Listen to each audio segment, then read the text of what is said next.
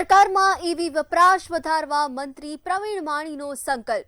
Cabinet બેઠકમાં EV વાહન લઈને પહોંચ્યા મંત્રી પ્રવીણ માણી। નાગરિકો શક્ય હોય ત્યાં સુધી ગાંધીનગર ના આવે, ટેલિફોનિક વાતચીતથી કામગીરી કરવા પ્રવીણ માણીની અપીલ। વડાપ્રધાનની અપીલ બાદ ઇલેક્ટ્રિક વાહનના ઉપયોગ પર ભાર મુકાયો।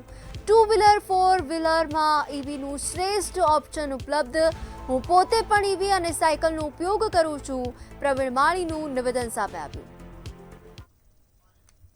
માન્ય નરેન્દ્રભાઈ જ્યારે પહેલ કરી હોય, રાજ્ય સરકાર જ્યારે પહેલ કરતી હોય, અનેક મંત્રીશ્રીઓએ જ્યારે પાયલોટિંગ લેવાની ના પાડી હોય, તો બચત કરવાનો આપણો જે સ્વભાવ છે એ આ રીતે પણ કરી શકે।